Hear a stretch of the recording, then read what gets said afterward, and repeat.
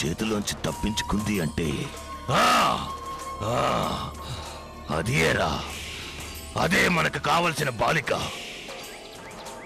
ఆ బాలికను తీసుకురావడంలో నీకు ఏమిరా చిక్కులు? ఎందుకురా ఎందుకురా? ఏమైనాదిరా నీకు? చెప్పిన పని పూర్తి చేయడం చేత కాదా? క్షమించాలి గురుదేవా, మంత్రశక్తులు ఉపయోగించకుండా ఆ పిల్లని తీసుకురావడం కష్టం. ఏం చేయమంటారు? మంత్రశక్తులు ప్రయోగించకుండానే తీసుకురావాలి. ఆ నాగశక్తిని నేను ఓడించాలి అంటే ఆ బాలిక నాకు కావాలి. ఎట్టి పరిస్థితుల్లోనూ నాకు కావాలి. మీరు చెప్పినట్టుగానే ఎంతో ప్రయాసతో వేషం మార్చుకుని ఆటో డ్రైవర్గా వెళ్ళాను. ఇంతలోనే ఒక యువకుడు అడ్డు తగిలి కార్యం చిన్నాభిన్నం చేశాడు. యువకుడా? అవును గురుదేవా, వాడు గాని అడ్డు తగలకుండా ఉంటే ఆ పిల్లని నేనే తీసుకొచ్చుండేవాణ్ణి. తప్పు నీది కాదురా. ఏది ఏమైనా నేను ఈసారి ఓడిపోను. ఇది నేను ఊహించింది. నాకెందుకు మనకి కావలసిన బాలిక ఆ బాలికేనని అనిపిస్తోంది. బాలికను అపహరించడానికి మళ్ళీ ప్రయత్నించు. గురుదేవా, సంశయం ఎందుకురా? నిశాచరా! గురుదేవా! పటాసురా! గురుదేవా! జబాదబా విఫలమైనచో ఆ పనిని మీరు పూర్తి చేయాలి. అటులనే గురుదేవా.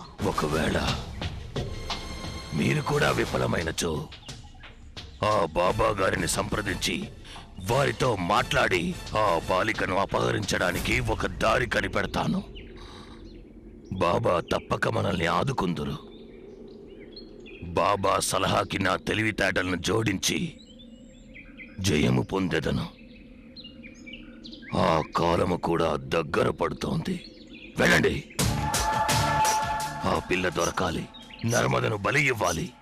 ఆ నాగశక్తిని అంతం చేసి పూర్ణిమ ఆత్మ ఉన్న బొమ్మను చేజిక్కించుకోవాలి. ఆ బొమ్మను గురువు అమర్చిన అదే స్థానంలో మనము అమర్చాలి.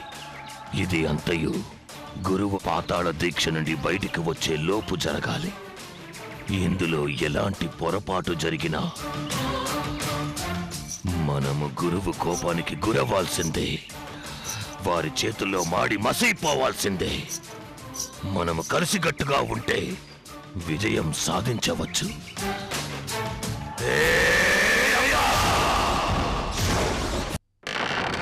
అంతం కాదు,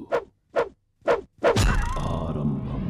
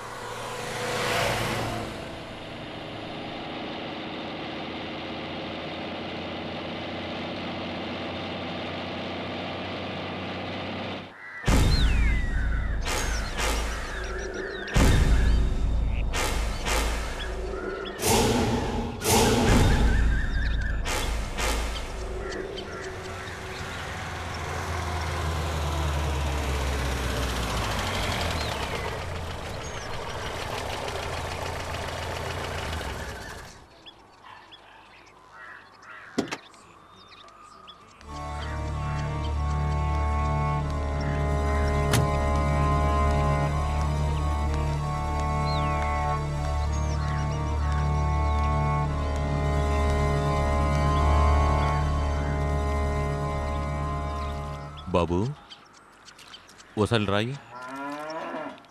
ఏంటండి? ఈ ప్రాంతంలో సోమయాజులు అనే గురువుగారు ఉండేవారు. వారి ఇల్లు ఎక్కడో తెలుసా నీకు? అది పాడుపడి చాలా ఏళ్ళు అయిపోయిందండి. అక్కడ ఎవరో ఉండరు.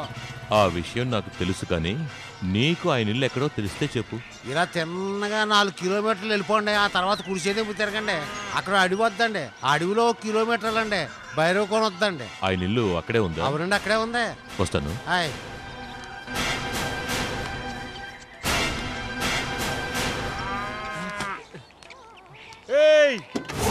ఇంటికి వెళ్ళమాక, చచ్చిపోతావు. మీరు వెళ్ళండి.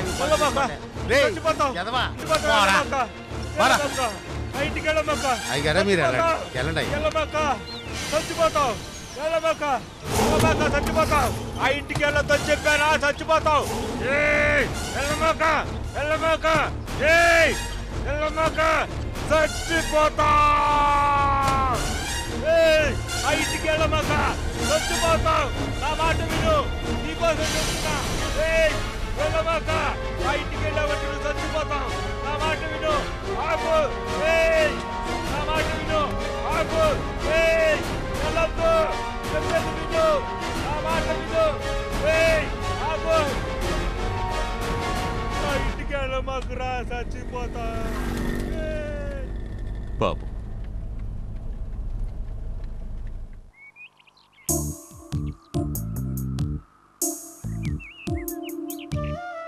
అంటే సంజన స్టడీస్ మీద తప్ప వేరే వాటి మీద యాక్టివ్గా లేదా? నోనో, అలాంటిదేం లేదండి. She's a brilliant student. She's also good in sports and culturals. But డిప్రెషన్కి మొదటి స్టేజ్లో ఉంది. చూడండి సార్, మీ ప్రాబ్లమ్స్ మీకుంటాయి, అవి మాకు తెలుసు, కానీ తనకు తెలియదు కదా. సంజన వెల్విషర్గా చెప్తున్నాను. తను సంతోషంగా ఉండాలంటే సంజన మీతోనే ఉండాలి. చిన్నపిల్లలందరికీ కన్నవాళ్లతో కలిసుండాలనే ఆశ ఉంటుంది. అది నెరవేరకపోతే ఒక్కొక్కళ్ళు ఒక్కో రకంగా రియాక్ట్ అవుతారు. ముఖ్యంగా తల్లి లేకుండా తండ్రికి దూరంగా ఉండే పిల్లలకి ఆ బాధ మరీ ఎక్కువగా ఉంటుంది. అవునండి, సంజన అయిన వాళ్ల ప్రేమ కోసం పరితపించిపోతోంది.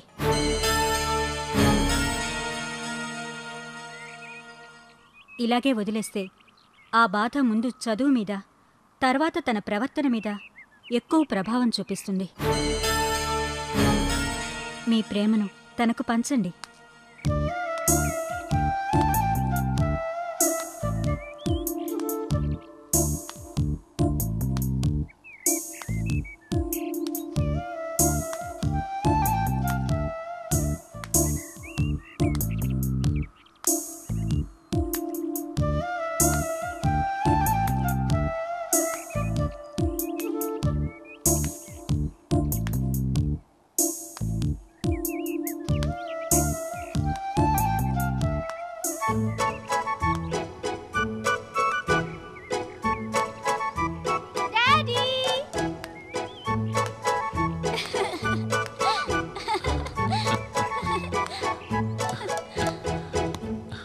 ఏంట్రా?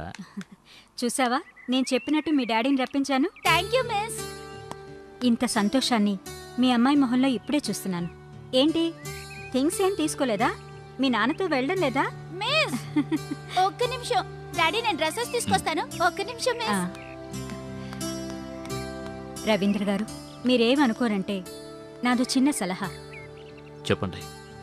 సంజయ్ని హాస్టల్లో కంటే మీ దగ్గరే మీతోనే ఉంచుకోవడం బాగుంటుంది కదా.